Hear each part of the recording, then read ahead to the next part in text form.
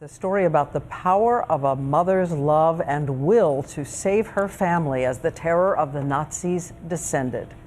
Several years ago, an explorer made his way deep inside a cave in Ukraine and discovered artifacts, signs that someone had lived there years ago, but who? Well, the answer is recounted in a new documentary called No Place on Earth, about a family that holds the world record for surviving underground. They lived there 1 year and 146 days, and they were not adventurers. They were simply people who wanted to survive. Here's ABC's Terry Moran. In the darkest days of the 20th century, as the shadow of the Holocaust fell across Europe, for a few Jewish families in a little Ukrainian village, the courage of one woman was the difference between life and death for her two sons. If I wouldn't have this type of a mother, I wouldn't be alive. Esther Sturmer, mother of 6, understood that to save her family, she would have to do something unimaginable. And we had a very smart mother.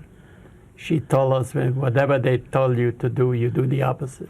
Saul and Sam Sturmer remember how their mother Esther took them and 4 other families underground.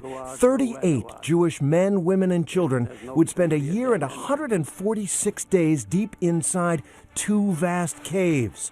They lived in darkness, in fear of being discovered.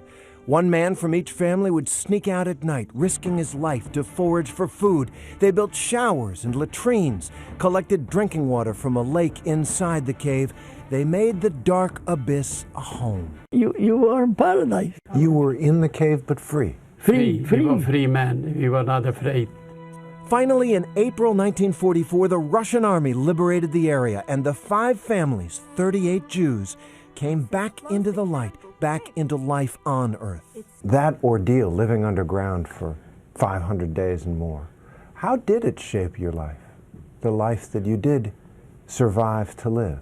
We were just happy to survive, and then life started to turn normal. And This is a completely different story, because it was a happy ending.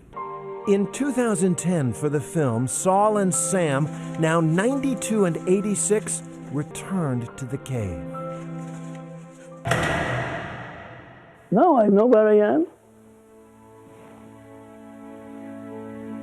Let's close all the lights for a minute. No, I feel good.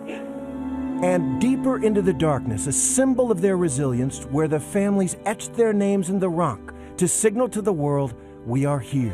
Here I am! Today, these 38 survivors now have more than 125 children, grandchildren, and great-grandchildren, reminding us of a Hebrew blessing, which means more life, their reward when they came out of the darkness. Terry Moran, ABC News, New York.